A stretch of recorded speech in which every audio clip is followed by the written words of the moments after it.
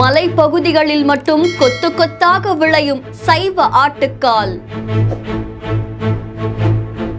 மருத்துவ குணங்களோட மக்களுக்காகவே வாரி வழங்கும் இயற்கை.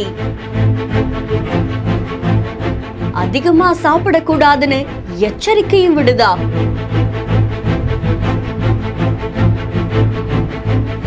தமிழகத்துடைய பல்வேறு மலைப்பகுதிகளான கொல்லிமலை, குற்றாலம், சேர்வராயன் மலை, கன்னியாகுமரின்னு இந்த மாதிரி பல்வேறு இடங்கள்ல அரிய வகை கிழங்கு ஒண்ணு காணப்படுது.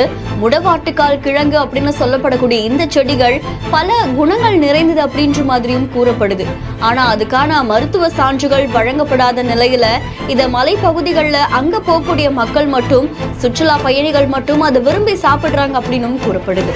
இந்த முடவாட்டுக்கால் அப்படின்னு சொல்லப்படக்கூடிய இந்த செடிகள் பார்க்கறதுக்கு ஆட்டுக்கால் மாதிரியே இருக்கிறதால இதை சைவ ஆட்டுக்கால் அப்படின்னும் அழைக்கிறாங்க. அதை தொடர்ந்து இந்த மாதிரியான செடிகள் பெரணி வகைகள் மற்றும் ஈரமான நிலங்கள், பாறை பிளவுகள், மரங்கள்ல இது படர்ந்து வளரும் அப்படின்னும் கூறப்படுது.